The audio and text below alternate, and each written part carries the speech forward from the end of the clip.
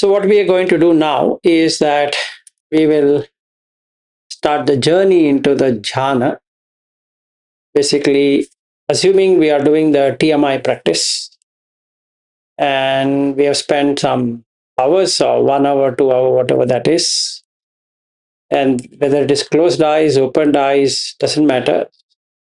So, the basic aim is that we should have had 2 hours or more of continuous breath watching before we plan to do anything else. Meaning, let's say I'm starting now. So then, if I have not been watching the breath for whatever reason, then before I get into jhanic experiences, I need to have 2 hours of watching of breath.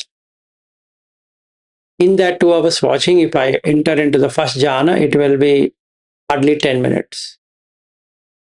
Meaning, if I were to stay in the jhana, it will be not more than 10-15 minutes at the max, and then it dips down. Then you're again back in zero. Then again keep on watching the breath, and again you start going back to the jhana. The most ideal environment is that you're on the breath all the time. That's the right practice. But since we don't have that, or we lack it for whatever reason, we have to do like this. So basically, you're doing sitting meditation or sitting posture, and then sit and watch the breath. And while watching the breath, you need to look at, are we enjoying sensual pleasures or are we not enjoying sensual pleasure? Yeah. Now, before we attempt to get into this, we need to know that there is something called sensual pleasure. Okay. So the first act is to see the sensual pleasure and see where it takes. So whatever enjoyment we have had, just reflect upon that for some time. And then we get to see that there is sensual pleasure. Can be any kind of sensual pleasure. Now, on sight and sound and taste and touch and smell and thoughts, if you take, he talks about pancha, five. So don't take the thoughts or the mind, just take the five. And then reflect upon how you've enjoyed those sensual pleasure. So take one, whichever one, whichever you think is good. Let's say I like the going on the beach, or I like eating ice cream or chocolate, or I like some nice sounds or some songs, or I like some taste or whatever. I like touch. So if I have gone along with many different women in my life and just reflecting that, and that shows me the adinava side of it. That is, we are looking at asada, means the enjoyment side of it. Adinava is the danger side of it. So then the danger here is that none of them at present is enjoyable. So let me cite an example. Let's say I like Las Vegas. At a time I spent in Las Vegas, let's take MGM Grand, the place where I used to stay. Now that MGM Grand is gone and gone forever. It's been, I think, 14 years, or rather 15 years, since I have seen how is Las Vegas, let alone MGM Grand. But every time I've been to Las Vegas, I've stayed in MGM Grand. And I used to feel really uh, compelled to go to Las Vegas because I'm enjoying MGM Grand. Then there are a lot of other hotels. And I wanted to stay in Bellagio. It's not that MGM Grand didn't have everything, what I was looking at, but Bellagio has a nice fountain. The opposite to that is Paris. Then I wanted to stay in Paris. So go on the Eiffel Tower and see the Bellagio where you will get the fountain. So the musical fountain is for 20 minutes. So you enjoy that 20 minutes, but cannot enjoy in the daylight. You need to have night. So to desperately wait for the night to happen and then go and visit. Now, if I do this, I can see that there is dissatisfaction. That's the whole thing I want to see. So I moved from Bellagio to Paris to MGM Grand. Then I started walking on the strip. So I walked on the strip. It was nice, enjoyable on the streets. And then I have to eat. So let's say since I eat vegetarian, I have to only go and eat in Subway. So go to Subway and order whatever and eat it. Then come back and do what? So my colleagues are gambling, so I had to go and gamble or to again go around. At MGM has a lion. So there are many lions in MGM. So just go and watch. Then I guess boring. Then what to do? Again go for a walk, maybe. Or sit back in the room because I have not enjoyed the room. So I'll go and enjoy the room. So what will I enjoy in the room? The bed. Okay, how much will I sit on that bed? Again, I feel bored. Again, I come down. Elevator is really good looking, but better than the elevator here in MGM Grand, the Egypt one is the best one. So now I go all the way to Egypt. I keep on going from one hotel to another hotel, finding that it's only the gambling place. So after half a day of doing like this, I'm back to the same state of boredom. So unless I feel bored, I need to keep on doing this. Meaning I need to watch the boredom. I need to watch that there is something to enjoy. Let's say in this tour of mine, I went to Starbucks, had a nice coffee at Starbucks. Nice coffee? What do you mean? Paid some $9, took one coffee, big size, and then I'm drinking. But every sip of coffee is reducing the quantity of the coffee. That's adhinav. Because the enjoyment is going to reduce. Then I decide, let me have beer. I need to forget this dissatisfaction. So on the strip, you'll find many bars.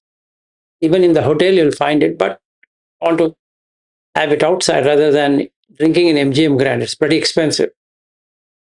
In fact, Las Vegas is very expensive, but still, so what I do, I gamble, put some money, make some dollars, take the dollars, and go to the bar or to the pub. And then I order for one glass of beer or one pint of beer. Now, again, the same thing is going to happen. I buy the beer and then it's gone. So again, I'm back into dissatisfaction. What else to be done?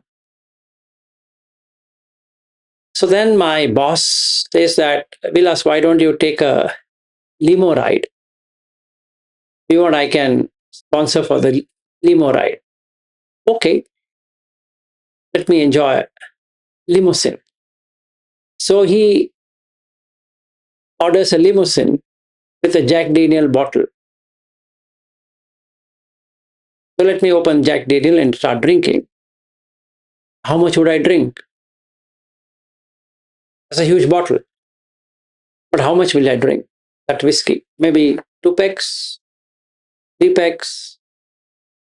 Again, boredom will strike. Because after 1 hour of that limo ride, it's over.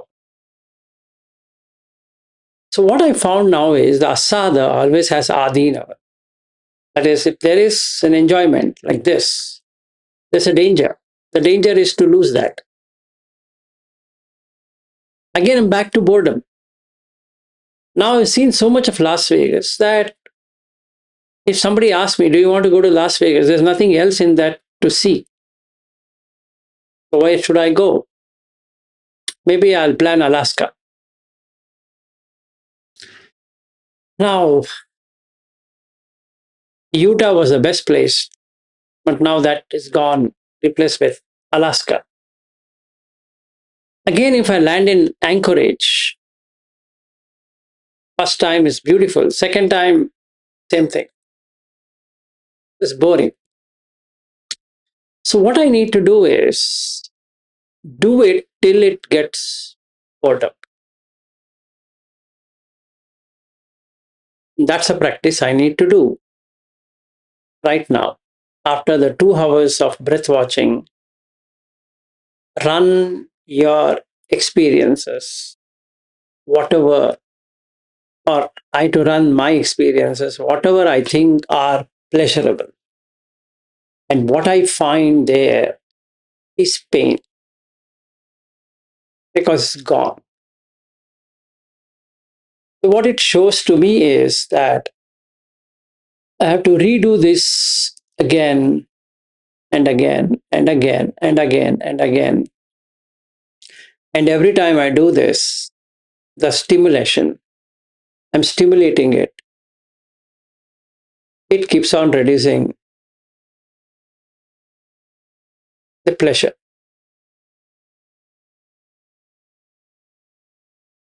Now there's no pleasure. So what I found for myself is there is no pleasure in sensual.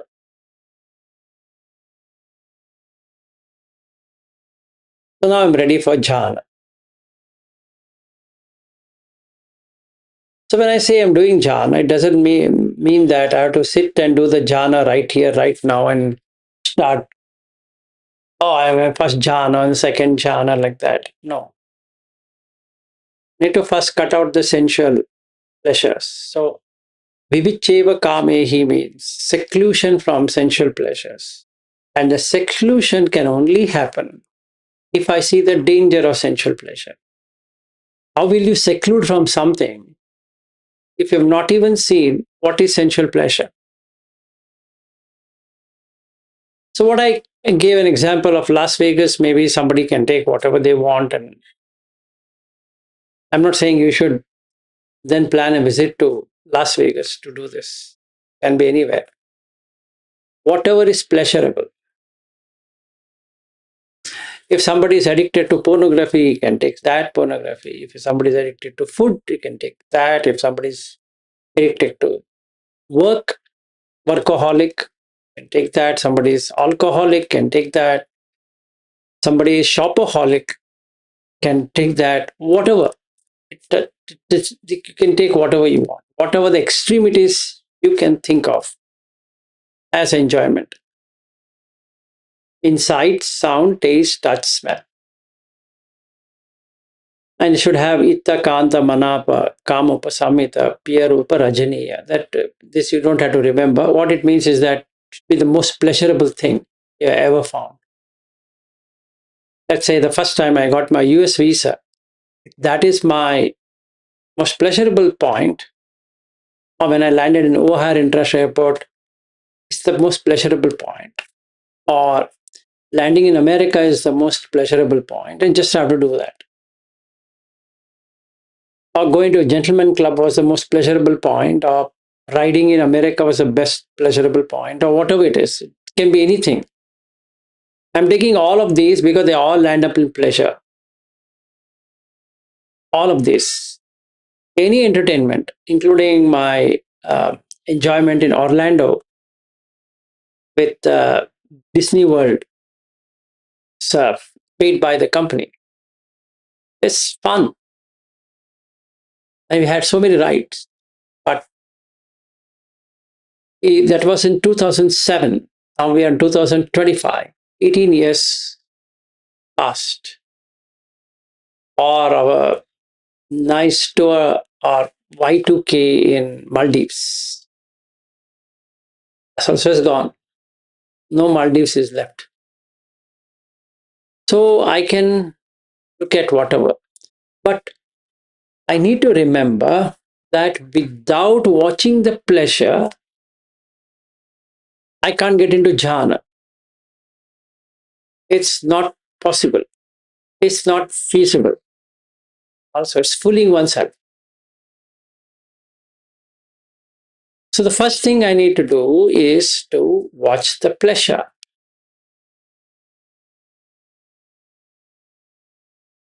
Okay.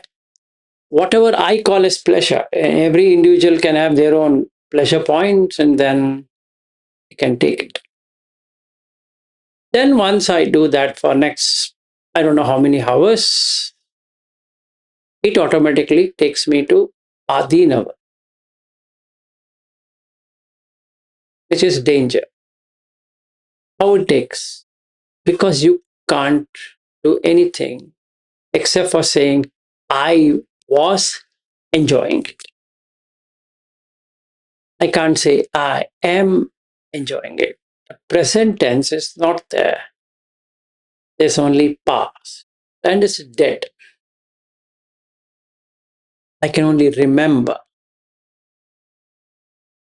And this remembrance causes anxiety. But now I want it. I know I can watch it. Oh, okay. It's coming. The wave of anxiety is coming. Let me watch it. And for this only you require the breath. If you're not anchored on the breath, it just comes and hits.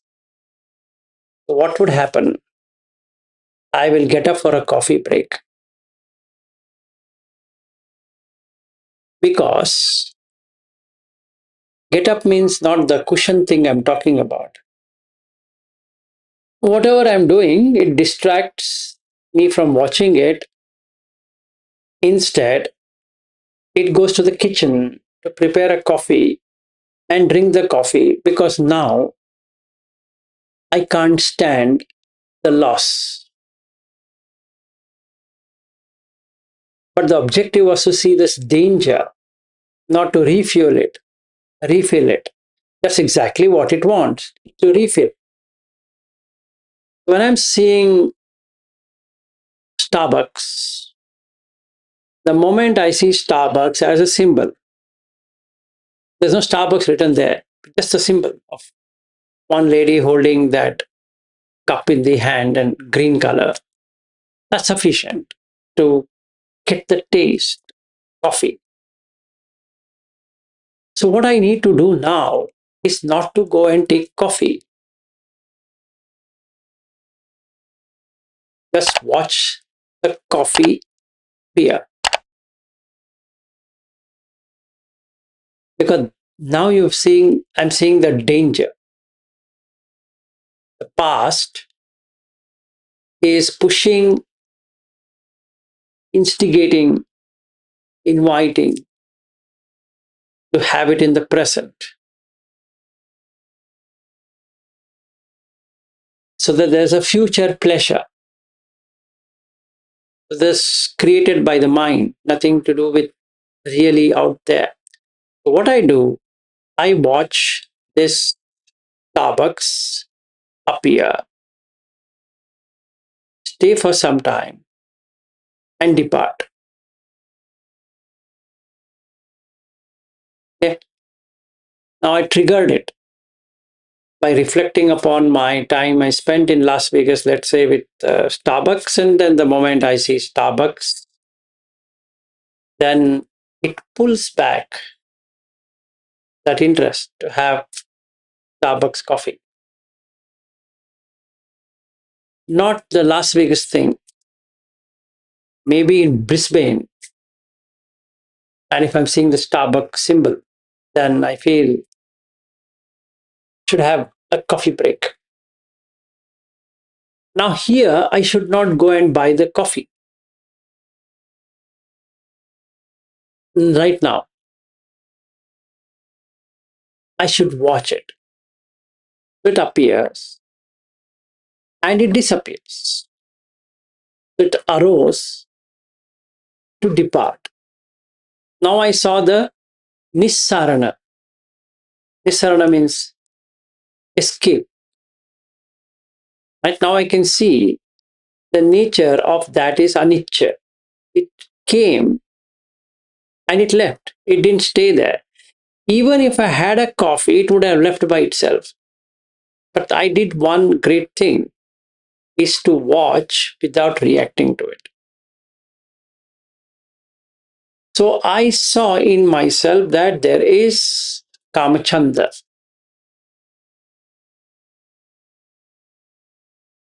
right? And that's what is triggered. Oh, the question can come, why do you want to trigger? Absolutely, you need to trigger to see what is left over. Sesa. But this time you're triggering it not to enjoy it. You're triggering it to see what happens.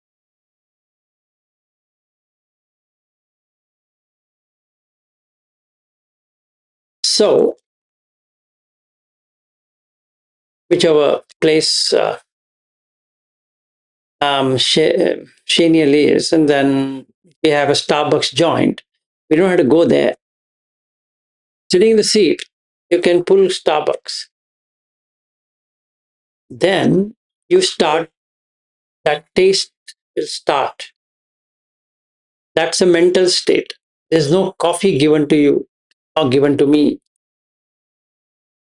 But the mention of coffee makes pottery. Now is a point to meditate on the coffee. Then the question comes, how should I meditate? Just watch. The dissatisfaction comes. If I had had coffee, after some time I got dissatisfied because the coffee is gone. So unless I refill the coffee, it's gone. So what I saw now, the sensual, is pretty less. There's no enjoyment. It's only a relief from suffering. Means if I go and buy the another cup of coffee, it's nothing but relief from suffering, which is vexation. Meaning I'm so anxious, I'm so worked up that I require that coffee. As though the happiness is lying in the coffee. Now I approach that with my wife and son and daughter, house, money, possessions. There's that, so many things. Keep on doing the same thing. So the whole day, today being Tuesday, I'm spending in triggering, watching, leaving. Triggering it, watching it, leaving it. It's just like a good plumber wanted to clear off the septic tank, smelling. What he does, he opens that up. Yes, it's going to be really bad smelling. Nothing can be done. In fact, we saw that when I and Ariu and Chirag and Brinda, we were going to one place, right? Ariu, you remember there was such a stench of smell. Okay, it doesn't matter whether it's America or India or whichever, the smell is the same. In India, they open it up so that you can meditate without having to worry about it. And in US and in Australia and all that, they tend to hide it. But when it clogged, smell is the same. So when we went to the shopping mall or that supermarket where we went, couldn't stand actually. It's so smelling. It's horrible. So the sensuality is like that. It's exactly like that. So now what I do is just like that plumber who is taking out, or the person is going to clear up that duct, or rather the manhole. It's fully, can't even imagine the stench. You open it up and throw it out. As much as you throw it, so much is the relief. So what should I do? Just watch it. Let's say uh, Australia, so Brisbane now, go to that Maruchi River in Sunshine Coast. It is 140 kilometers from, I don't know, from whichever place in Brisbane. And Gold Coast is 80 kilometers. So I don't know. We need to go to both the coast or one coast or whatever it is. But anyway, and there's a Victoria Point as well. So I love these places. Can I watch these places without leaving the place where I'm sitting?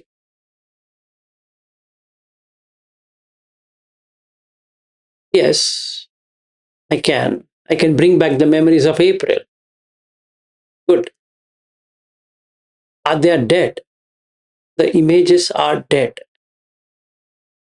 They are not alive.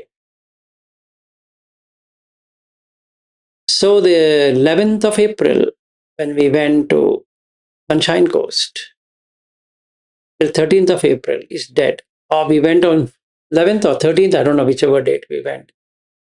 But we went, and first day it rained, and second day it was sunshine, and the third day we are back in our homes. So basically there was nothing which was enjoyed. And the horrible sight was that the people are trying to pitch the tent in that rain, and then they ultimately had to sleep. All the 14 of us, we slept in a cabin which is meant for 6 people, 7 people, I don't know how many people that were, but we crammed ourselves in that thing. Good news is that I and Bobby got a room for ourselves. So Bobby had ensured that we are not going to suffer. So we had our own place to sleep. And the poor guys, we don't know how they survived, how they slept there, all of that. What I do is I bring this and watch. And then I see there's nothing in Sunshine Coast because it's going to die. Meaning, if we go on 1st of December, for argumentative sake, we drive there on 1st December against the wishes of Bobby. But anyway, Bobby will be going to Sunshine Coast along with Sajal. So I then we'll say we will meditate. Bobby, what do you think? Bobby, anyway, can't do anything because now two people are saying we'll go. So he will do what we say. And then we jump in the car. Maybe Shenil is driving. And then we come to the Sunshine Coast. And do what? I 100% don't know what to do there. It's really boring because I don't know. It's sunny, pretty hot. So every now and then I have to apply the sunscreen, right? And then get thirsty, drink water, go to the washroom, come back, and on the sand, you can't sit, it's hot. Can't go on the beach. Anyway, it's sunny. What next?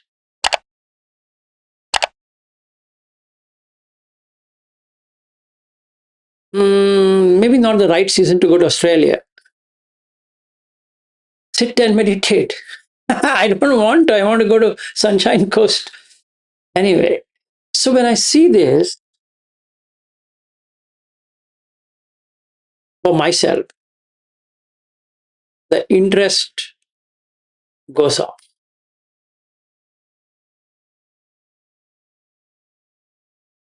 So then I can sit calmly. I see there is no Sunshine Coast. And then I compare with Miami Beach in Florida, Goa beaches, and maybe San Francisco Beach, and then this beach which we went, and any other beach I've seen. Maldives, many beaches. Why one? And we were staying in atoll. Atoll means an island. So we had all the island for ourselves. But then, and Great Barrier Reef. I've already seen the same reef in Maldives. It is almost same kind. But anyway, it makes no sense. So then I ask this question: can I enjoy it? Or is it really from suffering? Meaning, if there is any real enjoyment by going there, or am I getting relief from the suffering?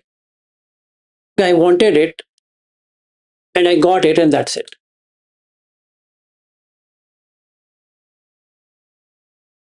And that's it.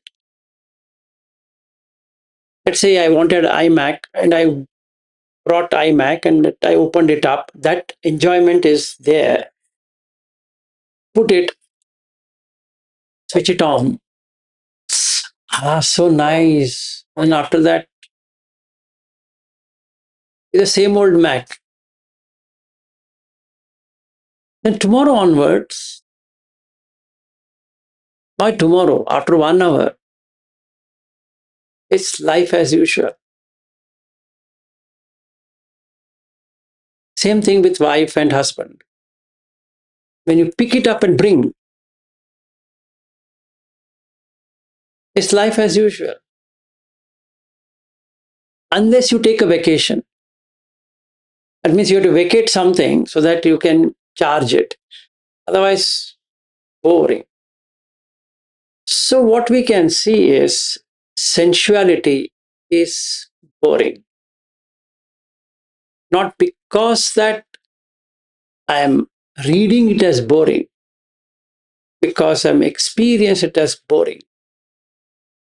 And we have so much of entertainment because it's boring. And we have so many products because it's boring. And we have so many versions because it's boring. And boring is reality because it's empty. There's nothing there. There's asara. There's no essence. And hence it is boring. Now I've seen the Dhamma. It's boring. So why do I go to Vipassana retreats? Because this is boring. And when I sit there, that is also boring. But why I don't feel bored? Because there's something to be done. So every hour I sit, watch, and then I feel, oh, I did it. Then I come out, again I sit, again, again I sit, again I sit. Have I ever asked, what did I get the very first time I did it? To have a second one, it's boring.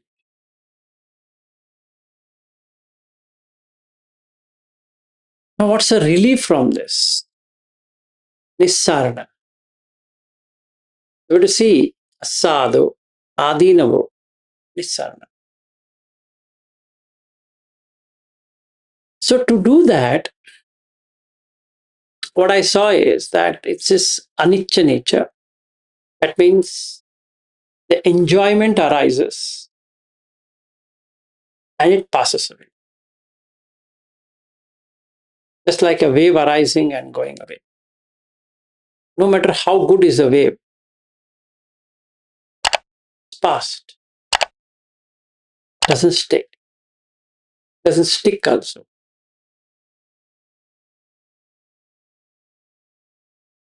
So that's something I need to do. What can I do? Watch it. That's the escape. Be the witness. Don't do anything. Don't seek and don't reject. Just be the witness. So, with that witness, can I enter into the first jhana? Because now that this sensuality thing is gone. Yes, I think I should. So now it is effortless because the coffee is gone, Gold Coast is gone, the Sunshine Coast is gone, the entire worldly affairs are gone because I've seen the shunyata, empty. It's empty. There's nothing in there. So then there should be something better than this. And I come to Niramis Sukha. Until then, it was Samis Sukha. So what I'm going to do in Shenial's home is exactly what I'm explaining here.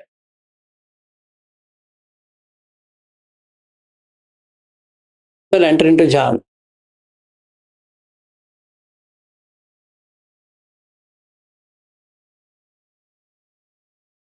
What should I do next? I find the fault lines in the first jhana, meaning I am aware of the breath, maybe for 18-20 hours, let's say.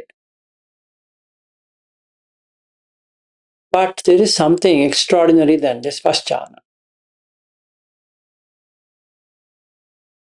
This is seemingly ordinary. Again, first jhana is boring. Why? Because I can get in easily. What is there? Just like didn't have Starbucks in India, and the Starbucks came to India, and then I have money to buy Starbucks. I bought Starbucks coffee. But having Starbucks coffee every day, no enjoyment. So there's no interest now to drink Starbucks coffee, just like there's no longer any interest to buy any more Apple product because there's nothing else killing me in not having it. So what should I do? I have to ask Apple to make some toys for me, which they will not do anyway. So it's boring because I don't have anything to buy. It's really boring. So the karma is gone. Now can I enter into first jhana? I have to do something. Exactly. When I'm first jhana, so what happens? It sticks onto the breath.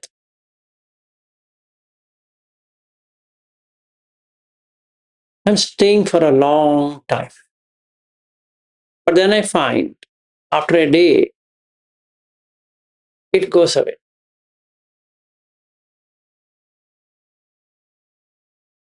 Now, instead of the breath falling down, it takes automatically to the second jhana, where there is joy. This is more sustaining than the first jhana. And I'm really joyous, not fakingly joy. In true sense, I'm in joy.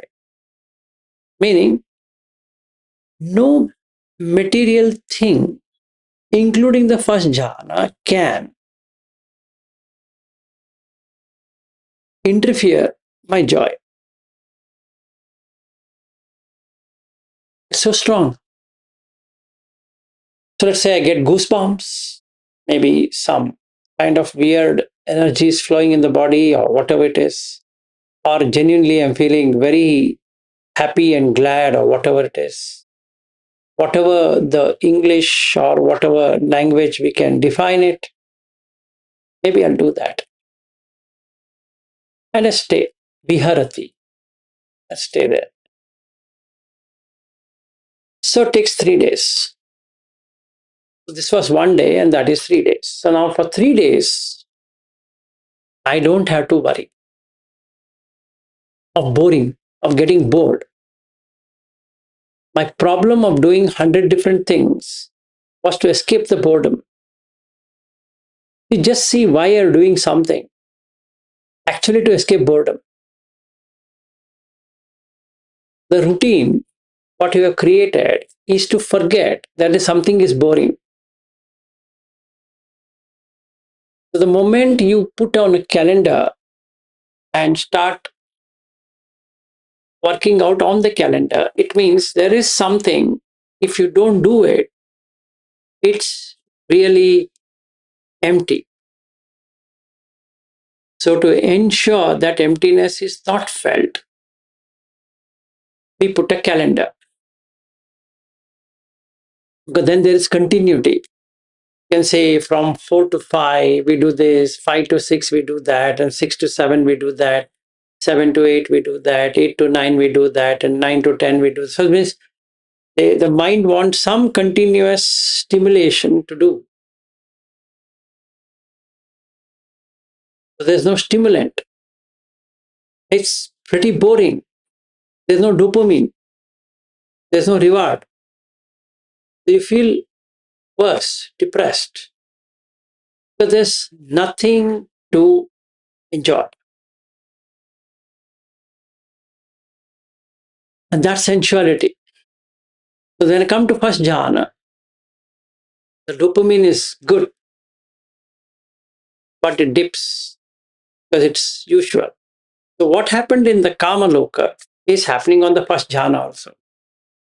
That there is not boredom to that extent, but there's still boredom. But good news is it doesn't bring you back to sensuality because you've already seen the danger of sensuality. So it takes you to second jhana. So for the next 3 days, you're joyous. So from that plane of existence, kama loka looks, you can put whatever you want there.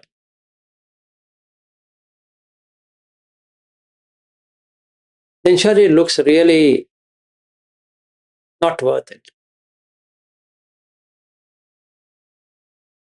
Because on the second jhana, you're really touched. The pleasure, the piti brings in real pleasure. So you stay in that. So let's say for the next 3 days, that is, I start on 30th and then 1st and 2nd. I'm at joy. There's nothing I need to do, honestly, disturb, because there's nothing to be disturbed. So until 2nd of December, it's joy.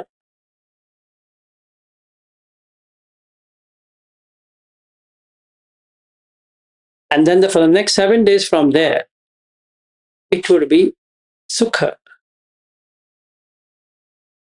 And it'll show on the face. It's just sukha. Then it turns into upekha, equanimity. So if I do the first jhana properly, it takes me to 2nd, and then it takes to 3rd, it takes to 4th. Unlike the stimulating thing of the sensuality. That means if I see here, I have to do something, I have to prepare something, or the sensuality thing, whereas there's nothing to be prepared for jhanic. It's automatic. Do I close my eyes? Do I sit on a sofa? Do I sit on a cushion? Can I walk? Yes. Can I stand? Yes. Can I sleep? Yes. Do whatever. That has got nothing to do with this state. This physical thing of walking, sitting, standing, sleeping, but the mind is undisturbed by these bodily postures. Earlier, I was thinking, or the mind was engrossed with the body. So it was wanting to do something with the body. Even though jhana is a mental thing, not a physical thing. It's not physical. You can't physically get into jhana. There's no physical. So first I need to see the danger of the body and the danger of kama sukha. It automatically gets into jhana. Because the danger is seen. So from the 3rd to the 4th, it's seamless. Completely relaxed. No disturbance. Now I have a choice. Stay there as what Buddha says. You're in samadhi. Don't do anything. Don't go into the 8 jhanas. Sufficient. Samma samadhi. Or if you want to have further more pleasure, better than the rupa, get into arupa. Now what is arupa? And what is this rupa business? If this body is not a fixed object, in fact, it's not even an object. It is apparent an object. It's apparently an object. There's no thing called as a fixed body. There's nothing to fix there. But it seems to be fixed.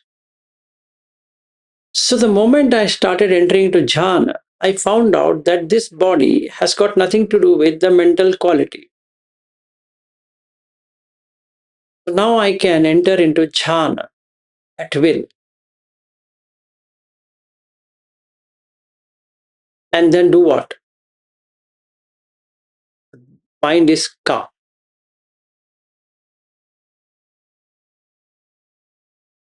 So now the sealer took me to samadhi.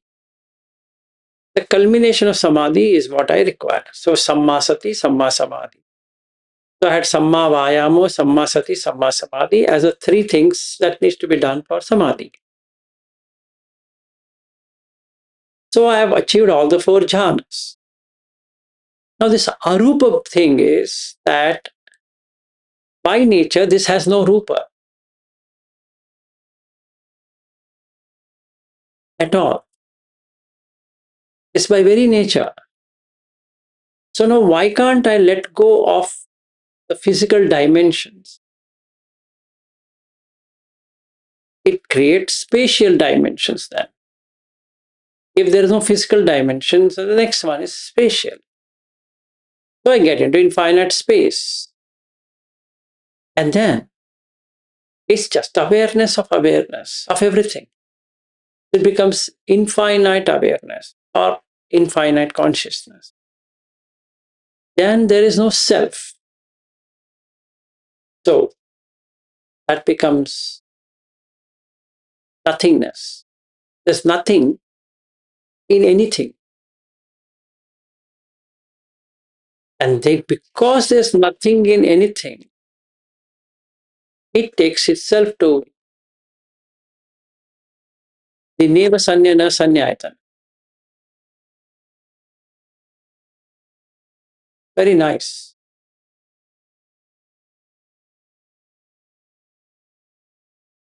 And because I've achieved that, the sanya is gone.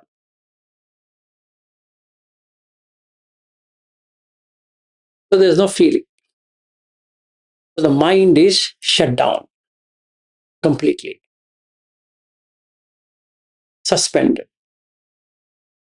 That means the established consciousness is suspended. And the nidassana vinyana anyway is there. Anidassana vinyana is there. The nidassana, the illustrated one, or the established one, is suspended. So there's nothing to experience. Gone into the deep sleep mode with awareness. That's it.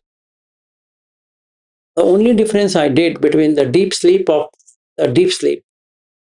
when we go to bed to the deep sleep of the jhana is that in the deep sleep of the jhana, you are aware. There's awareness, not you as aware. It's just pure awareness. Because it becomes nirodha of any feelings and perceptions which gets formed due to established consciousness. Niddasana. And here is anidasana. If the consciousness were to be not there, the person is dead. There is consciousness. But there is no feeling and perception. But that's not nibbana. Shouldn't get confused that Nirodha Samapatti is nibbana. No. Nirodha Samapatti is cessation of feeling and perception. So what I can do is for the next few days in Brisbane, I can be an 8 jhana.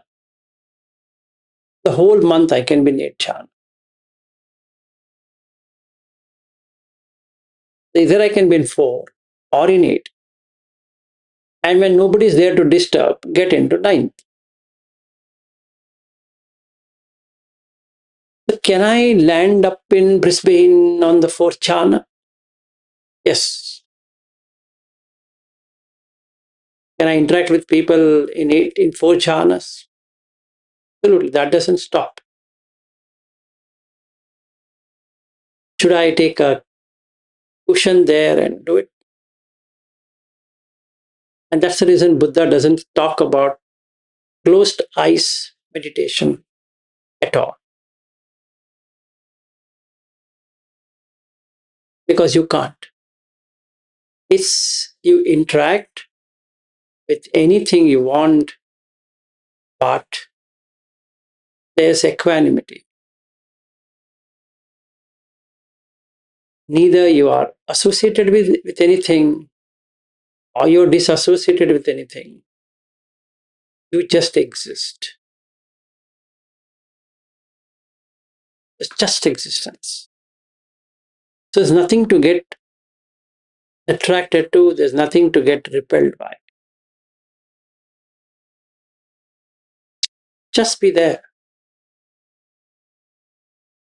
So when you attain this stage, you know you have attained it. Then the question comes, then why do we sit on a cushion? No, we don't have to close your eyes.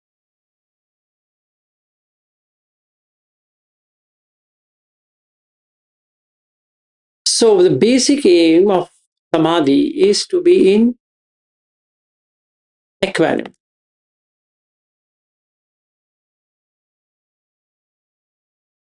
Now, can I be equanimous to situations? That's exactly what it means. Whether in landing in Brisbane or landing in Bangalore or whatever it is, mind doesn't notice that this is Bangalore and hence I'm in Brisbane. Or this is Brisbane and hence I'm in Bangalore. Nothing. The body is landing from one place to another place. That's fair. But the mind has not taken off anywhere to land anywhere. Only if the mind is moving, and then you have problem.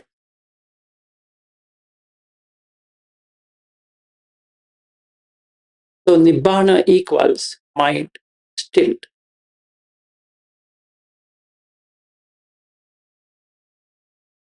It's got nothing to do with sitting in a place and doing some crazy thing.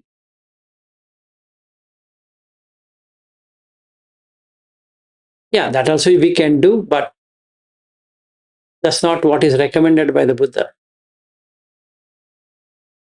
So this is exactly what I'm going to do on 30th till the next 30th.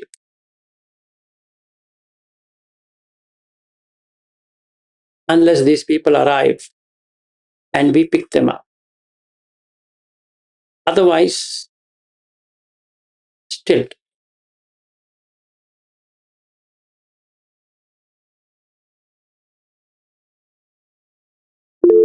Yes, Bobby. Well, actually, this, in the Pali Canon, nowhere this closed eye meditation is mentioned. But why this closed eye meditation become very popular? I don't know from where they picked it up, but it's a very nice thing to close eyes and sit. So now, good question you asked. In the Pali Canon, the Buddha doesn't specifically emphasize closed eye meditation. Instead, teaches mindfulness in various postures, including sitting with eyes open, half closed, focusing on the breath or other object. The goal is to cultivate awareness and concentration, not necessarily to close your eyes. Would you like more on the Buddha's teaching or meditation? What does that mean? Would you like? No. I just asked a question to the Chat GPT, and this is the answer I got. I was just answering it is not mentioned anywhere, but how it this become popular? I just shared to you. What you shared? I mean, you shared, but you are not shared what the AI has told. No, AI was asking, do you need any more clarification? Then I told, okay, that's enough. Would you like more on Buddha testimony? Okay, it is saying that. Oh, you are saying not to you, not to you. Okay. Yeah. So basically, let me explain to you this way. It's the nuances are like this. Number one, it's difficult, or rather, it's impractical to meditate when your eyes are open because there's a lot of distraction.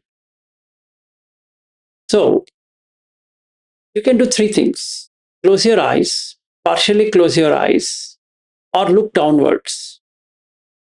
Sariputta talks about looking downwards so that you don't get distracted. The majority of distraction is eyes. So it is better you close the eyes. But there's one big problem. The big problem is the brain is wired to shut down if you close the eyes. Maybe Madhukar can correct me if I'm wrong. You will have parasympathetic nervous system starting to operate. And one of the things that happens is it shuts down. The brain sends impulses to shut down. So you will actually go into an induced sleep state than an awareness state. If you have to be aware, you necessarily have to have little bit of eye opening. You can't just close your eyes. There's another way around to beat through this. There's another way around. Don't immediately close your eyes. Watch the breath with lowering your eyelids like this, and then focus on a blank spot, like a wall or something, and watch the breath. Allow the eyes to close by itself rather than you closing the eyes. After a while, the eyes will close partially, it will not fully close. If you partially close it, you will not go into sleep. You will have the awareness of sounds, you will have awareness of everything around, including the breath. When that happens, just like the computer doesn't go into a sleep mode by itself, you're not on sleep mode. Otherwise, it induces thin amida. It's better not to do that. And hence, Buddha doesn't anywhere say, close your eyes. But this danger of distractions are there that time also. Lower your gaze. No. What I mean is this danger of distraction. When you said when you're opening your eyes, you get a lot of distractions. Yes, for that, lower your gaze is what I said. Don't lower your neck, lower your gaze. You sit straight and let the eyes slightly go down. Then there is nothing. Yes, Kalyan. Hello. Yeah. Am I audible? Yes, you are. So, the thing is, when you are mindful, how can you be distracted? Because I never had the problem with openness. Some people have that. Then they are not being mindful, actually. No. So they are not Whatever you say mindful. whatever you say mindful, there would be a partial induced sleep state. Unless you have learned the art of doing it. And you have to find out your own flaw in that. Not that it is each person is the same. No. You have to find how to beat it. So, from my experience, I feel like focus is distraction. Mindfulness is not. no, you can use different words. Whatever you call mindfulness has got 4 states: focus, attention, observation, awareness. And that entire thing is mindfulness. That whole thing, that bunch is mindful. So when you use the word mindful, the question should be asked of what? What? What mindfulness? Then it becomes totally question mark. Because if I say mindfulness of breath, so then how? First focus on the breath. Attention comes there. And it alternates between attention and awareness. Right? Since you have also done the TMI way, it alternates between attention and awareness. The more the alteration, the less the awareness, the more the awareness, the less the attention. You have to balance it. For that, you need to observe. Otherwise, it goes to sleep mode. If you focus on something for a very long time, you get distracted. Yeah. Why? Because you have a little attention span. That's it. You can't be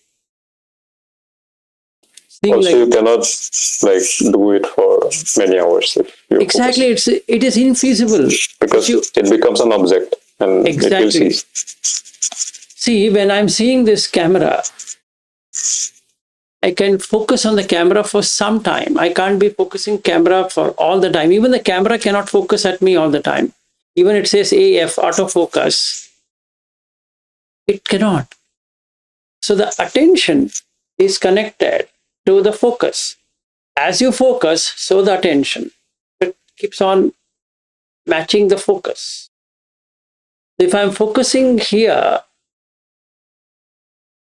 continuously, attention is here, but there's no awareness. Yes. Why? Because too much of attention removes awareness, and too much of awareness removes attention. Simple. It's a very easy thing to do. So the middle path is observation. You observe what is happening. If you're too much attentive, reduce the attentiveness so that you get into awareness. And if you're too much of awareness, reduce that awareness so that you can be attending. Meaning, if I'm aware, if I'm getting aware of the peripheral, whatever sound and things are there, but there's no attention. So I need attention. So the breath should be the primary object, and the peripheral awareness is a peripheral awareness, or the breath is the awareness, and I'm attending to the outside object. Let's say I want to send an email. Sending an email is an attention. Breath is a peripheral awareness. It's on the background. But when I finish the email, breath becomes my primary awareness of primary object, which is attention. And the other things are aware. I'm aware of the sound which is coming outside and something happening, some people walking by. That's aware. I need to observe. The main thing I need to do is observation, not focused on attention or focused on awareness, because focus itself, like you rightly pointed out, is distraction. So the more you focus, the more distracted it becomes. But without focus, you can't get the other three. So you start with focus. You focus on the breath. And then It's like driving the car. Like if Yes. you focus too much on the gas or the brake or the you clutch, can't drive. you can't drive. You can't drive. And if you're attending to it, it's just like think of a person who is starting to learn driving. He's focusing, he's attentive, but he doesn't have observation nor is aware. So the trainer who's sitting next to him says him to relax. It's okay. Relax. It's fine. But if you talk to him also, he's shaking. Why? Because he's so shit scared because of focus. It's distracting. The more he focuses, the more distraction it creates because he is not letting it go. So his attention span is so much that headache will come. That shouldn't happen. So you have to come to the next step is observation. You just observe. Don't attend. Don't focus. It takes you to aware naturally. Then you are at peace because you get an entire awareness of breath and the periphery together. Then jhana becomes the most easiest. So I actually intercepted because if Bobby sir is asking this, then he's not doing the sila because the sila is like learning to drive the car.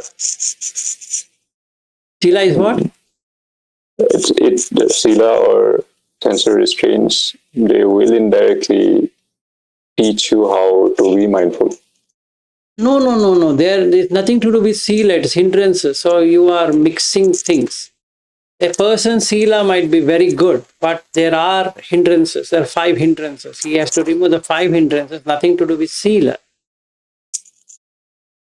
Okay, so you can't say that a person is having a sila means he can get into the samadhi like this. No, he has to remove the hindrance. So sometimes the visikicha, the doubt itself, creates hindrances of restlessness. So that adds to the restlessness nature. So he starts focusing more and it becomes even more restless. So it's not a thing that you can achieve by just observing sila. No. The next Um, step, yes, go ahead. so that, like, I am saying this just from my own experience. Like, Yeah, I know that you're telling from your experience, but that doesn't apply to anyone other than you. no, like, sir, if you restrain yourself with silas, then every time you are doing something, you will be made known of it. So It doesn't work. that's how you. It doesn't Okay. work that way. It doesn't work that way. Please refer to Samanya Palasutta. If you have doubt on that, please refer to that. Even though you have all the sila intact with you, you will not do it unless you work out on hindrances. You will not be able to work out on hindrance without the sila. That I agree. But if you say sila is a precursor for getting into jhana or whatever it is, or even watching the breath, it's not true. You require to remove hindrance. Yeah, wait a second, Ariu. Let me finish with Madhulika. She has raised hand. Yes, Madhulika. Thank you, sir. So my question is not directly linked to this topic. You mentioned about Nibbana is like stillness of mind. And I was reading some lectures of Vimal Ramsey, and he mentioned, I mean, they have been observing the mind activity, and they call certain experience to be a Nibbanic experience when basically there is a zero mental activity. I mean, they have observed certain samples of their students highlighting that at that time of phase, they didn't have any thought or any mental activity. Can we really call that as a Nibbanic experience? So first we need to know what is Nibbana itself to call it as an experience or no experience.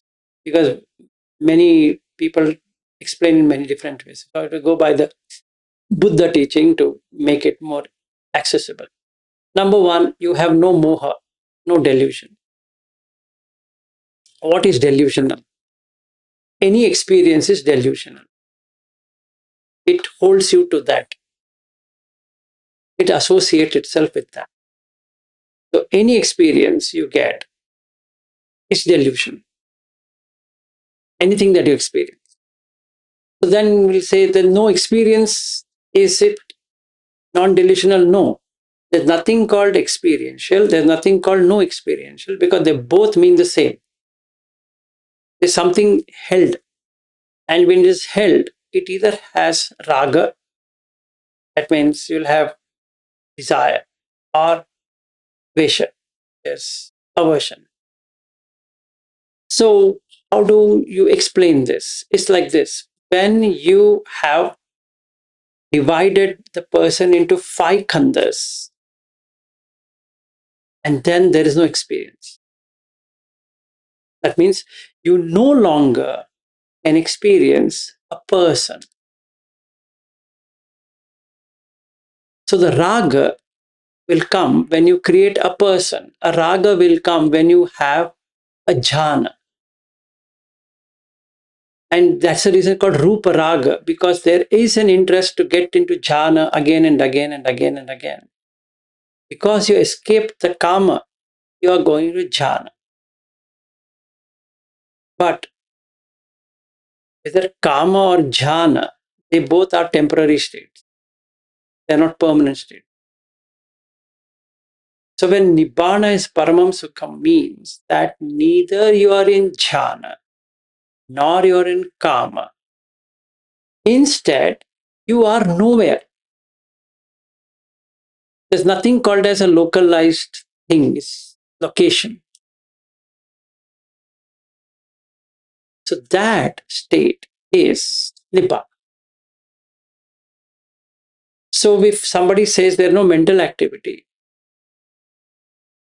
recognizing itself there was no mental activity shows that there is an activity. Right? If you say nibbana, it's like somebody saying that I was in nibbana, I am in nibbana. There's nothing like that. In fact, there are many suttas which clarify that. You can't say I am in nibbana. You can't say I was in nibbana. I will be in nibbana. I will reach nibbana. There's nothing like you reach or you do this or do that. The only thing you can do is to just give up. And that's nibbana. What do you mean give up? Just give up. How do you give up? You see what is real. Or what is real? Not doing, undoing, not doing. Undoing is real. You don't have to do anything. Oh, not doing means I shouldn't do anything. No, nothing like that. Should I do something? No, nothing like that. It's actually paradoxical, but that's when you get into Nibbana. So a Sotapanna also experienced Nibbana, and an Arhat also experienced Nibbana. A Sotapanna will not get into the Nirodha Samapatti. Sakadagami also will not get into Nirodha Samapatti. But that doesn't mean that they both cannot experience Nibbana. Got nothing to do with it. So when the delusion is gone, meaning when he sees or she sees, like you or Niket or anyone sitting here, can see the person is nothing but aggregates. How? I'll tell you. Now I see you. You have put a t-shirt which says irregular. That means there is an interest to know what is irregular in that t-shirt. What happened is, instead of seeing it as just object, I've created something out of that object, which is the established consciousness. Now, this established consciousness is established on that what is called as irregular. They'll ask you, Madhulika, what is irregular? Maybe you're not seen that written irregular. And you see that, no, I don't know, it's just a t-shirt. And that's there ends the matter. But there was an interest. That means there was a flux to know what it is. So there's established consciousness. So the Rupa got formed there. What if that doesn't get formed? Instead, it shows only Pathavi, Apo, Tejo, Vayu as Rupa. So there's no interest. So because of that, there is no feeling. Right? I don't feel anything about that irregular or how you look or whatever it is. It doesn't have any feeling. If there is any feeling, then there is no perception that what this object is. A female object or a male object or this object, good looking, bad looking, whatever looking. If there were no perception, can there be anything to create a volition or to form something or to prepare something or to do something that how should I interact with you and what speak and etc. Not. There are sankharas which are happening. And this established consciousness of that irregular or this is Madhulika is gone. Because there is no name and form to get associated. So then what happened here is that the contact itself is removed. So it removed the feeling, perception, and the preparation or choices or whatever it is against that rupa. So there is no establishment of consciousness. If there is no establishment of consciousness anywhere, there is no moha. Because the delusion comes when I read it as irregular. And I want to know what is irregular there. I want to know. There might be nothing irregular about that irregular. But the moment you put that t-shirt called irregular, and interest, the chanda grows in me, interest. And how it is possible for me to talk to you? Because there is manasikara. It made it possible. And what is happening? There's a phassa, the contact. Then there is a feeling. That now there is nothing like that. So the moha not being there, can I now experience anything called as pleasant, to desire that?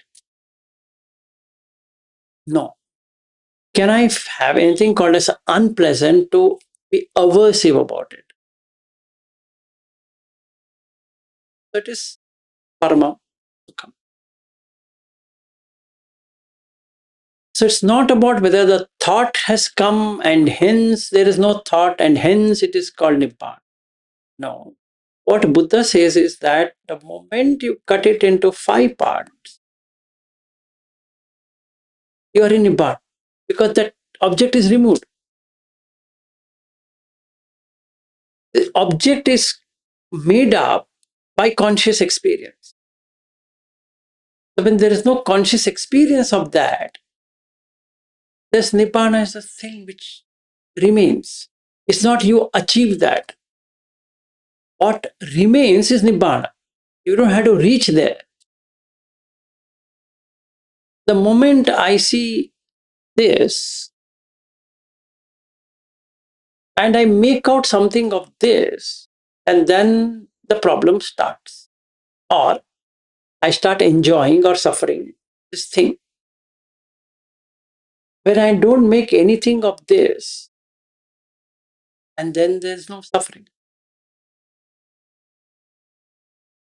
Meaning somebody can ask, can it get stolen? No answer. Is this yours? No answer. Is it somebody's? No answer. Why? Because there's no conscious experience of this thing. Because now it is split into 5 parts. Rupa,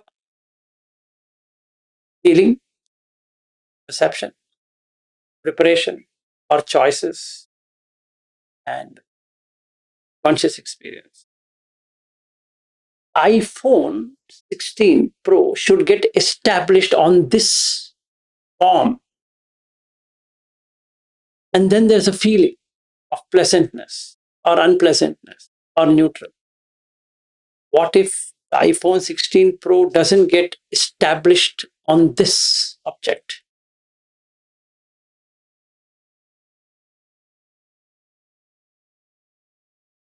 And there is a suffering.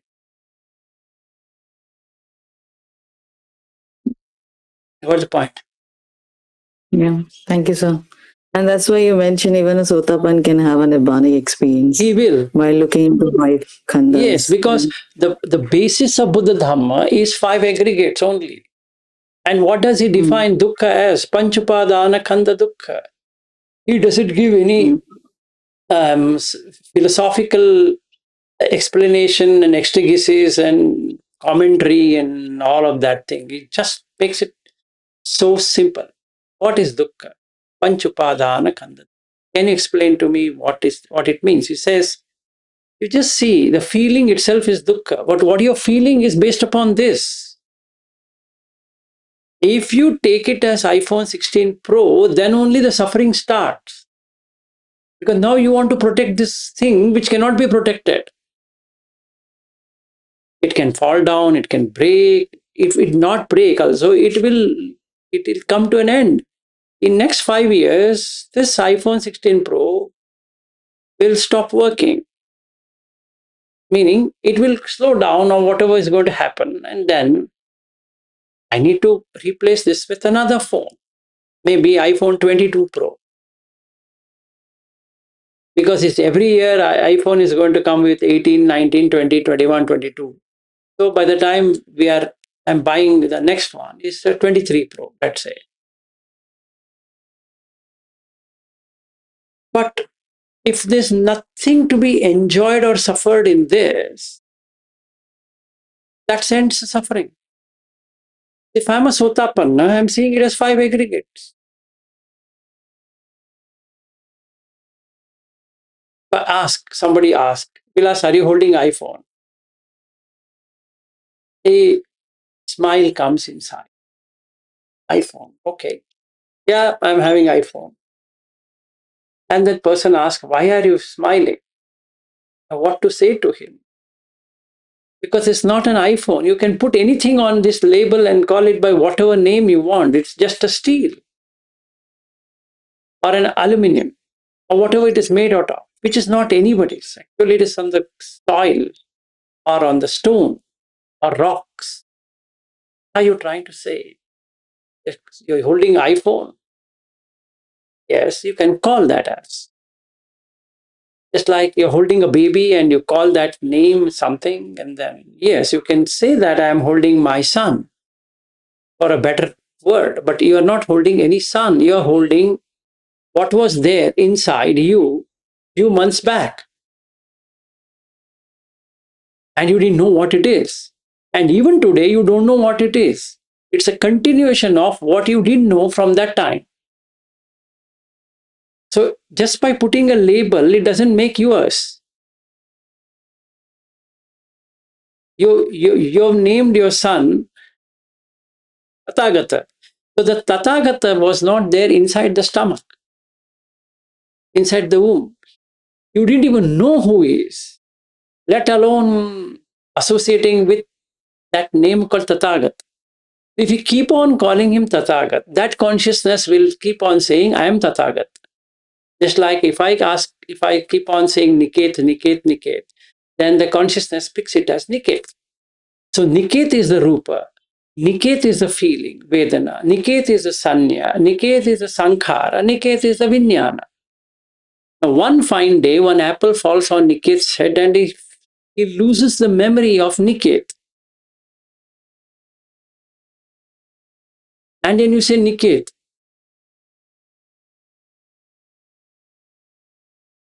What Niket? You are my husband. Why? Because husband is associated to Niket. If Niket doesn't exist, where does the husband exist now? If husband doesn't exist, then where the son exists now? So when he is come back home and maybe an apple falls on his head exactly in the center, and then Niket just rubs here and eats the apple, and that apple is an apple of Nibbana. So the moment he eats that apple,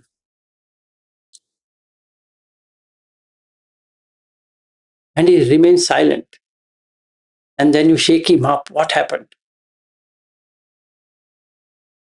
What happened? Niket, are you all right?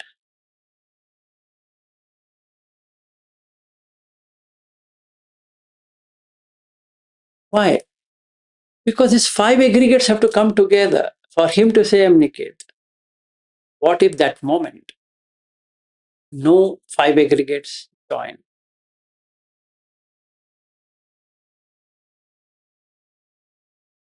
He's in Nibbana.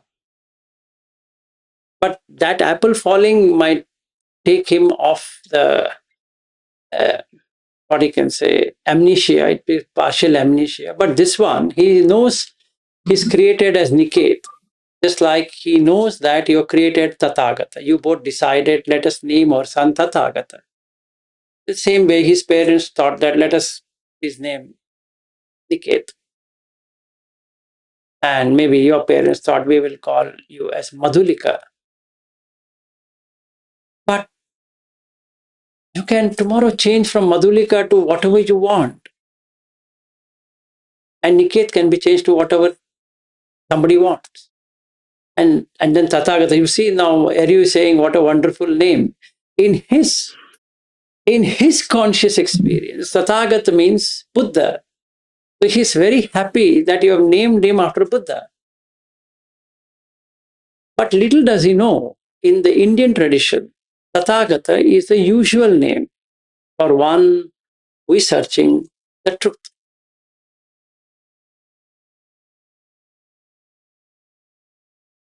As a reason, a question is asked: does Tathagata exist after death? And Tathagata doesn't exist after death. It's not about Buddha. They're not talking about Buddha. Every person, every ascetic who has come and asked this question to the Buddha, Tathagata hoti nana hoti paramarana. It's not about this Buddha called a Tathagata. Tathagata is one who has moved from this shore to that shore. Tataha agataha Tathagata. That means one who is moved from here to there. He has reached it. That's it. So, if that boy experiences himself as Tathagata, then the Rupa is formed. And then there's a feeling. When you say Tathagata, he feels happy. If let's say you were to tell him your name is kept on Buddha, your name is kept on Buddha, and he feels very happy. The happiness is created because of the name Tathagata. Tomorrow you change his name from Tathagata to Lego toys because he loves Lego toys. And does he like it? He might like it more than the Tathagata name because he loves Lego toys. So you name him Lego. He would be more than happy. In fact, he will say, good thing. You had named me some strange name called Tathagata. My friends were ragging me. What is this Tathagata? So you should have named me Lego. I'm so happy. Thank you, mom. Thank you, dad. Then you say, you crazy guy, you don't know what you're missing. Because his feeling is based upon Lego, not the Tathagata. Right? So then the perception, and the choice he's made the choice that I need to enjoy this name. So he puts, and there is experiencer in jhana. So that experiencer is Lego.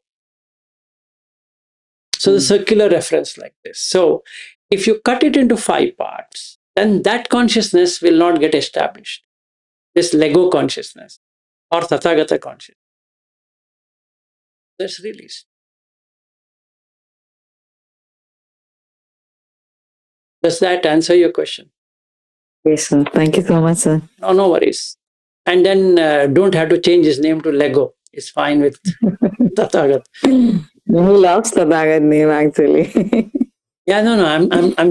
I'm just joking to see how this works. Yeah.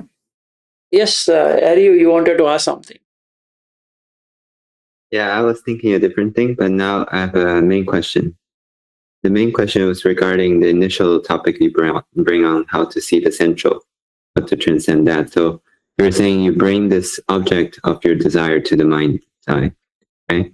So when you bring it initially, let's say I see a place that I like, it's not seen as a, it's enticing, right? It's not seen as danger or anything like that. It would. Wait a second. You bring in Hawaii, which you love. That's it. I don't really love that. No, whichever you love. I'm just saying, whatever you love, man. I don't know what you like or love it. Take something which you love.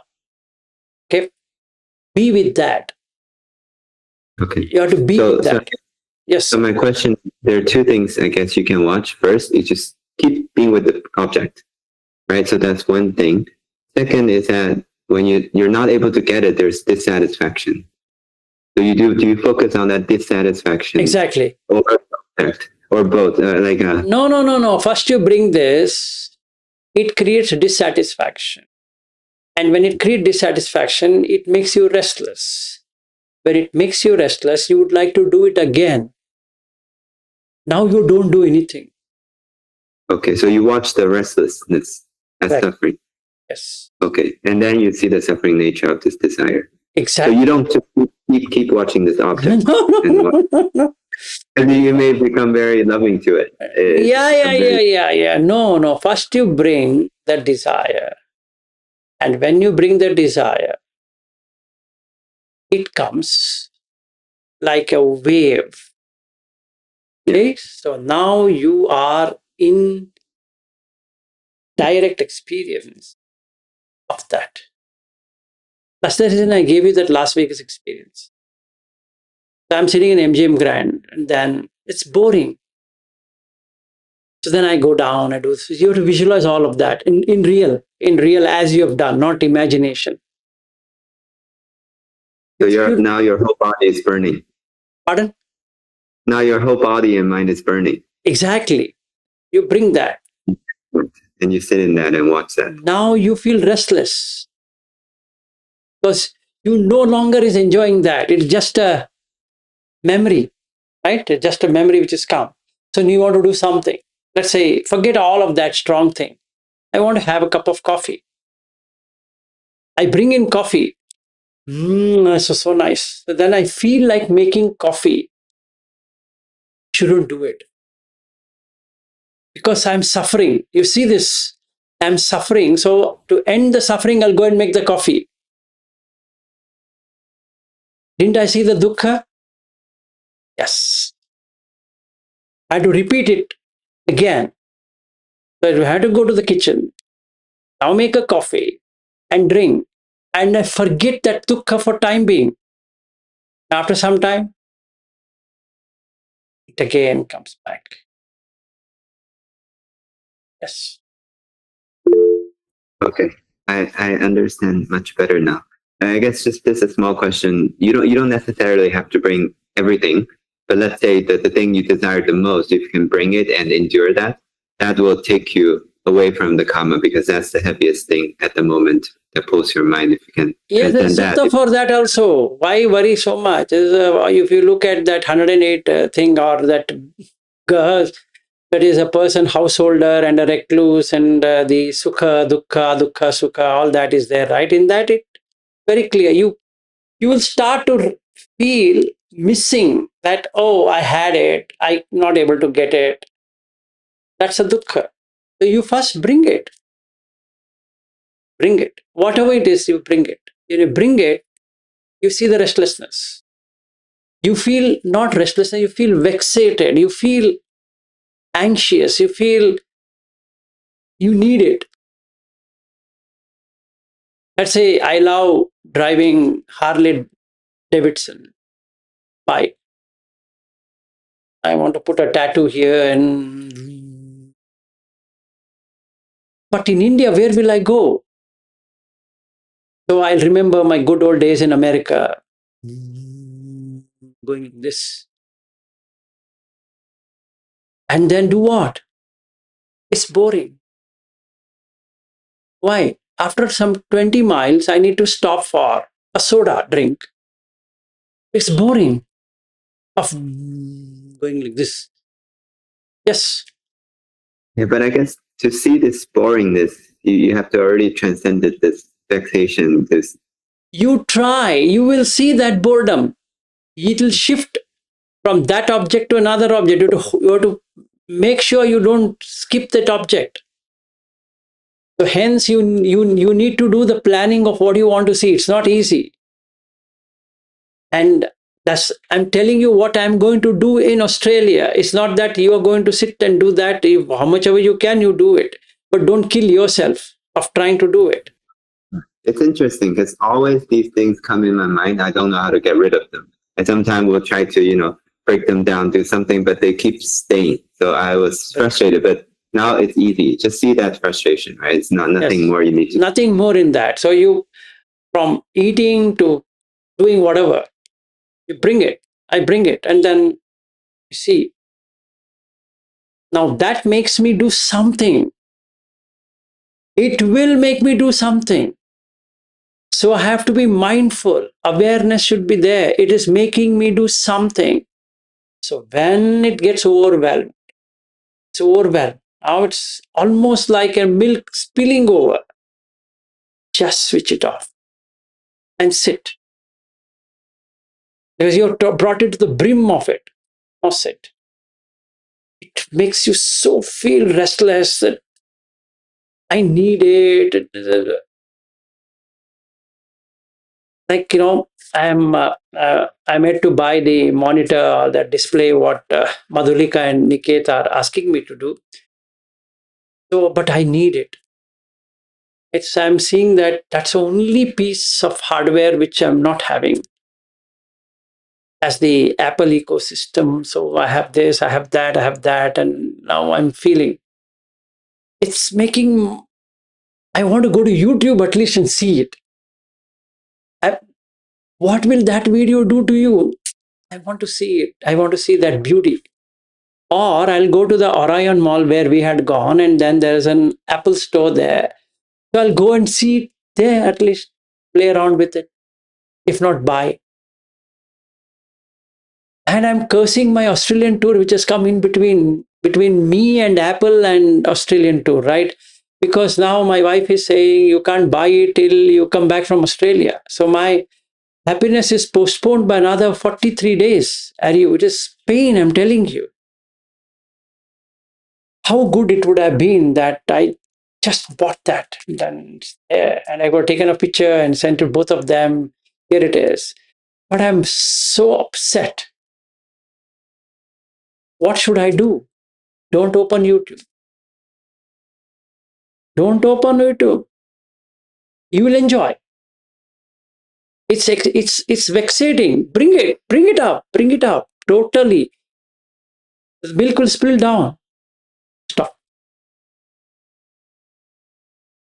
Now that will create a energy comes out in a way that you want to do something. I want to do something. I want to do something. I want to go to that mall and see it, and at least to see here. At least I'll go to, okay, forget everything. I'll go to apple.com/in and then I'll see the display.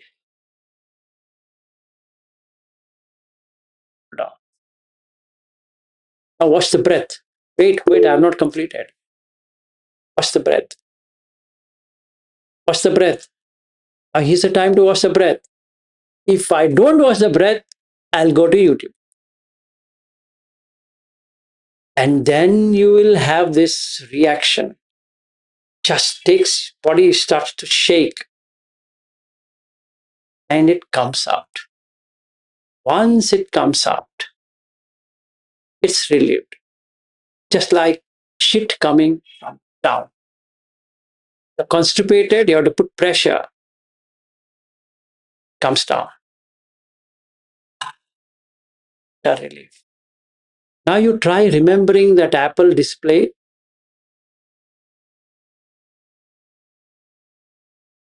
Not there. Now for a change, should I go to YouTube and check? No, not so soon. Not so soon. Come on, hold on. Hang on. Again, another wave will come. This time, not big quantity, smaller one. It's like urine. Just.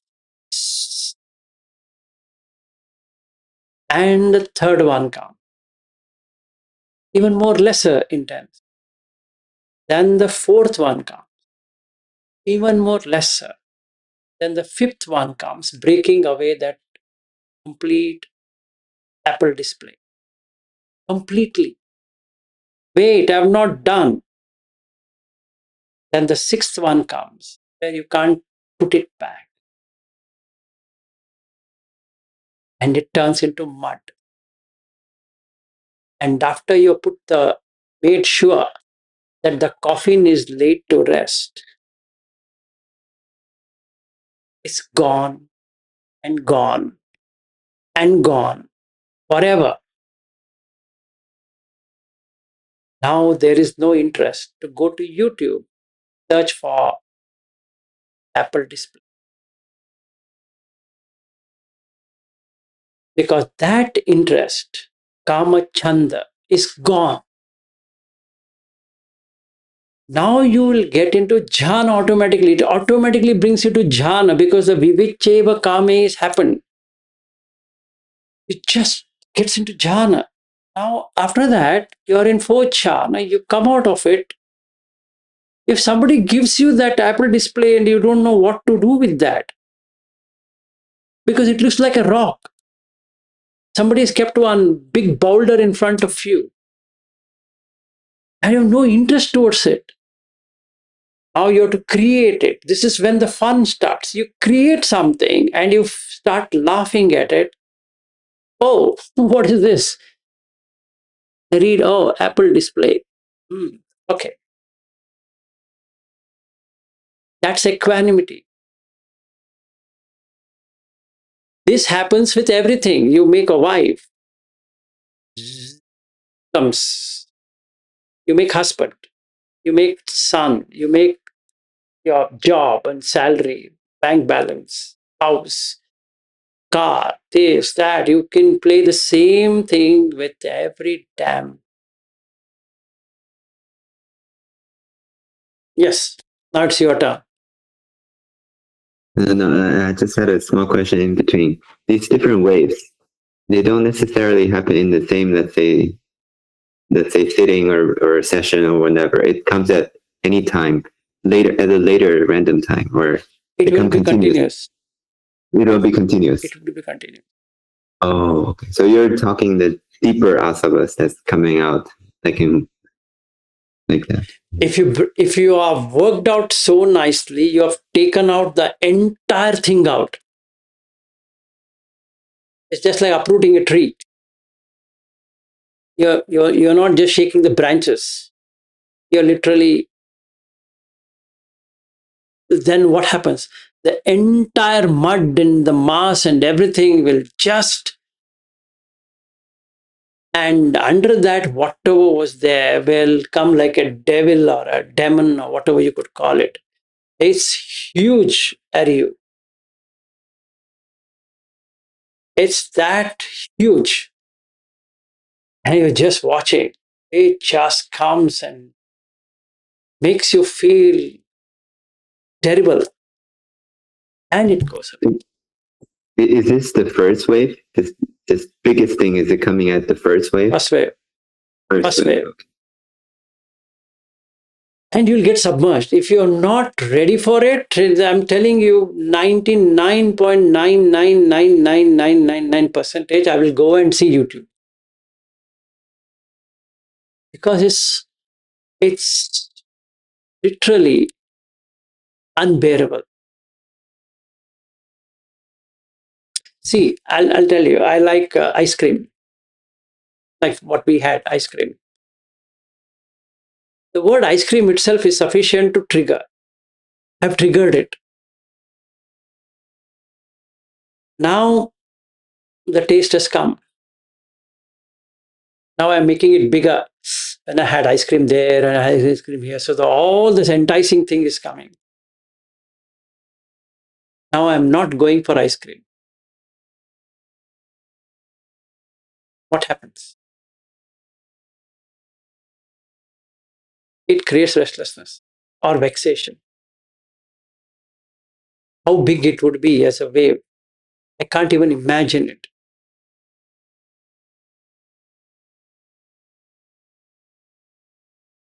Yes.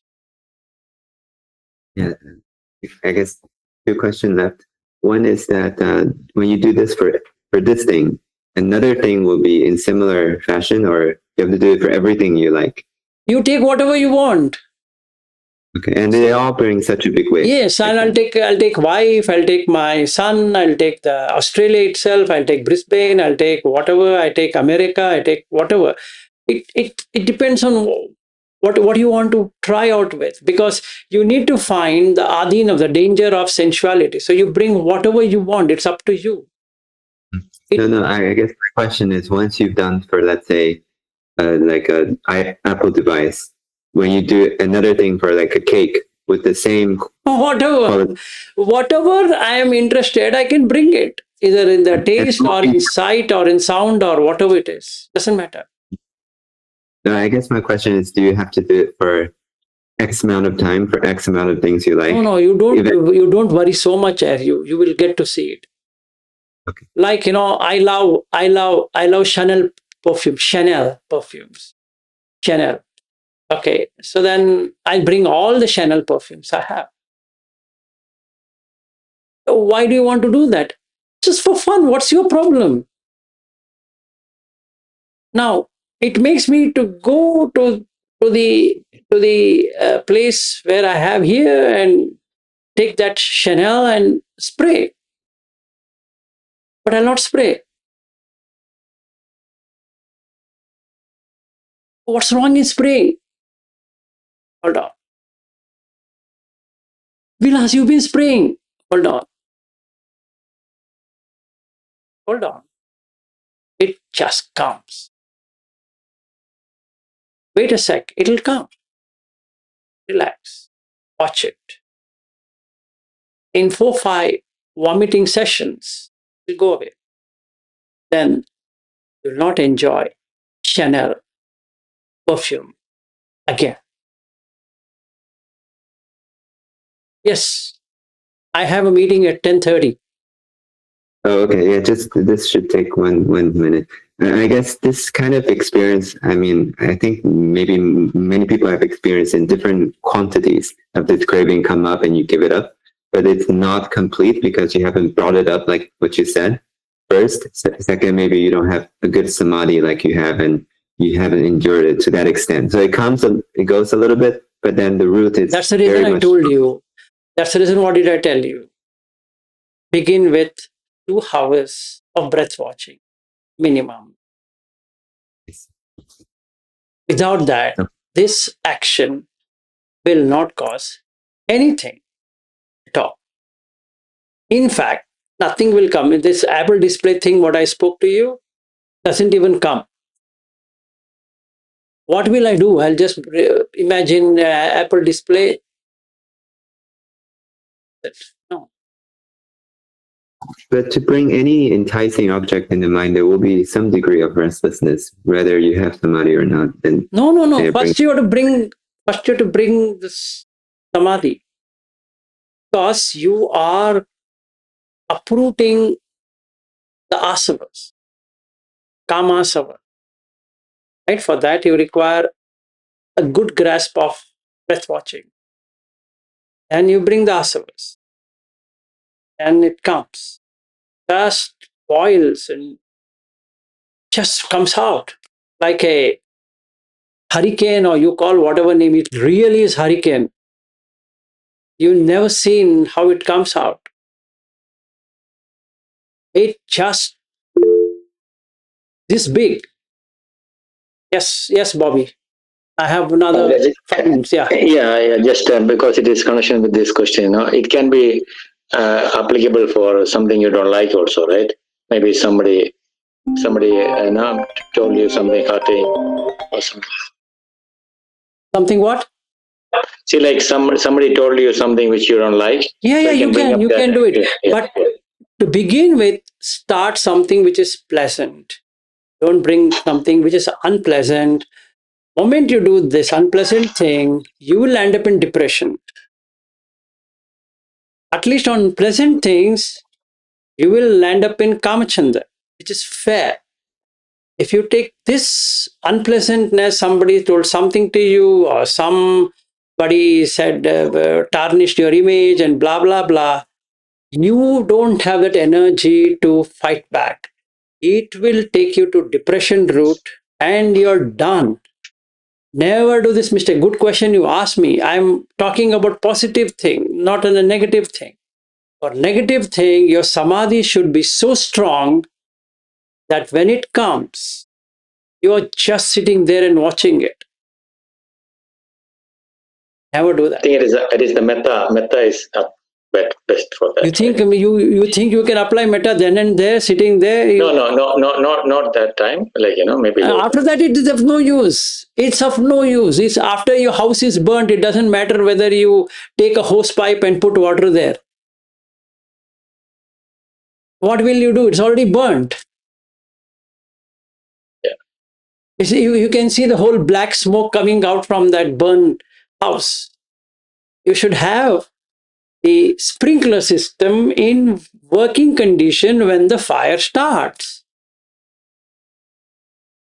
Never do that mistake.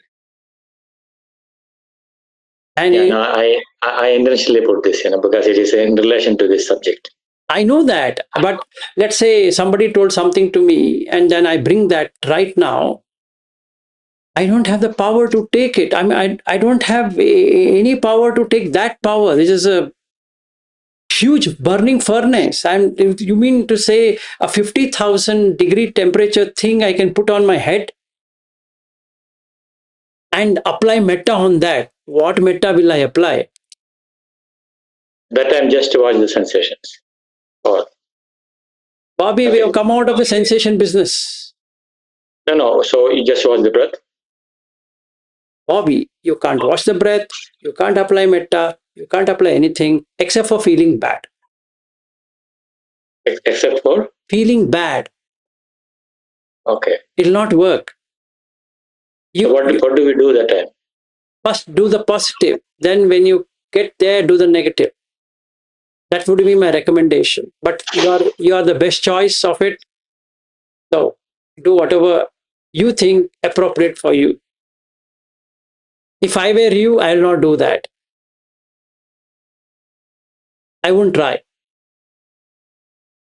But I'm not Bobby, so Bobby is great, so he can try.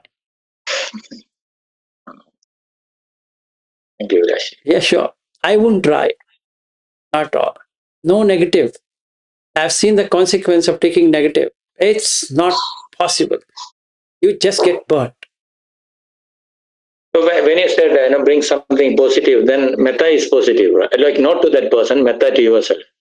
Or Do you know? Do you know, Bobby, how to apply metta on yourself? Have you really done it? What I mean is maybe something like what you like means, reflecting on some suttas or those type That of things. is not at all. Come on, that is like pissing in that inferno. So what do you mean by something positive?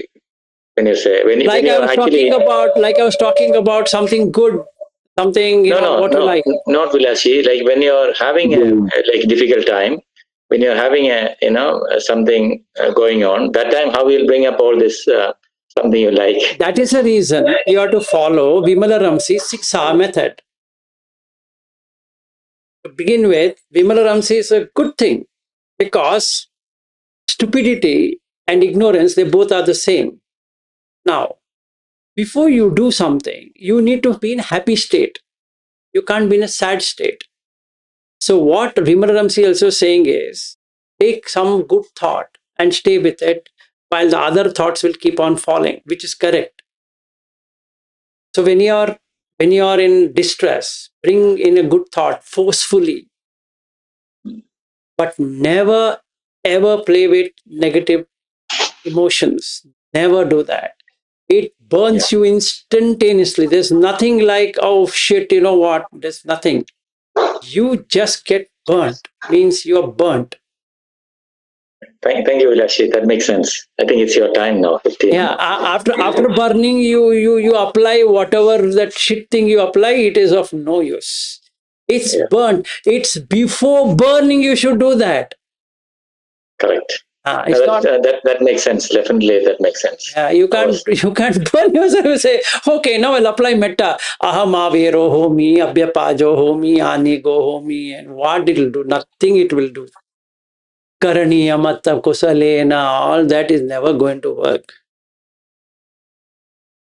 You think by reciting something you're going to get rid of the burning thing? No. I think Vimala Ramsey also says, bring some smile on your face, and Yeah. It is so difficult to get a smile on the face when you are going through that emotion. Correct. Yeah. So it's not easy. It's not easy. So we better start with something good, then get the strength. You know you can withstand. Then call the demons. Come. I will now take you. Come. And I have the same experience in my meditation. Yeah. When you are joyful, when you bring those thoughts, it doesn't affect you. Yes. Like those negative thoughts. Yes. Otherwise, it hits you black and blue. Correct. You will be rolling around in that thoughts. No, not only not days. It will take you months. And then what's the point?